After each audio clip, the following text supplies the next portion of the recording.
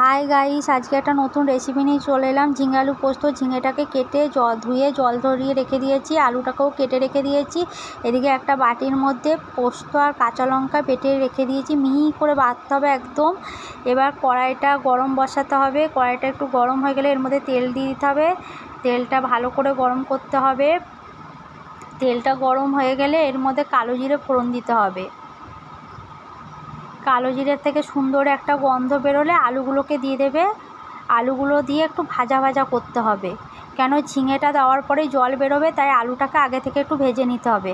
আলুটা একটু ভাজা ভাজা হলে এরপরে ঝিঙেটা দিয়ে দিতে হবে। ঝিঙেটা দেওয়ার পরে এই টাইমে স্বাদ মতো নুন আর হলুদ গুঁড়ো দিয়ে দিতে হবে। হলুদ গুঁড়োর সঙ্গে নুনটা ভালো করে মিশিয়ে নিতে হবে। মিশিয়ে ভালো করে নাড়াচাড়া করবে। এই টাইমে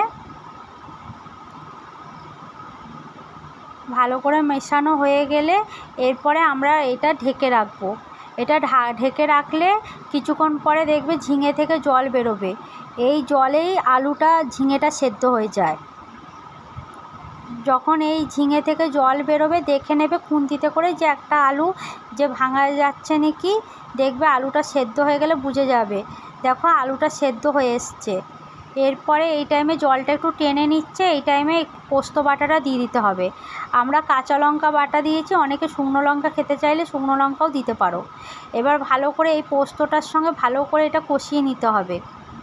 ভালো করে কষানো হয়ে গেলে এই টাইমে যদি মনে হয় জল লাগে, জল তো লাগে না, যদি মনে হয় লাগবে যে আর একটু সেদ্ধ, তখন ওই মশলার বাটি ধোয়া জলটা দিয়ে দিতে হবে। পোস্ত যেটা বাটা ছিল সেই বাটিটা ধোয়া জলটা অল্প দিয়ে দেবে।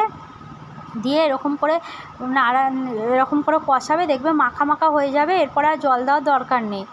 নামানোর আগে সামান্য একটু মিষ্টি দিয়ে দেবে, চিনি।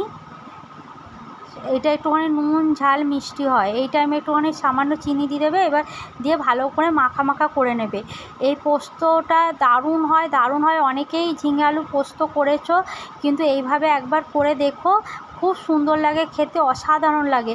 তবে ঝিঙে আলু পোস্ত যেদিন করবে তার সঙ্গে অবশ্যই বিউলির ডাল করো। বিউলির ডালের সঙ্গে খুবই ভালো লাগে। এমনিতে সব ডালের সঙ্গে ভালো লাগে, কিন্তু বিউলির ডালের সঙ্গে আমার যেন বেশি ভালো লাগে, তাই তোমাদের বললাম বিউলির ডাল আর পোস্ত খুবই সুন্দর লাগে। এই দেখো আমরা বাটিতে ঢেলেছি, পোস্তটা এরকম লাগছে দেখতে।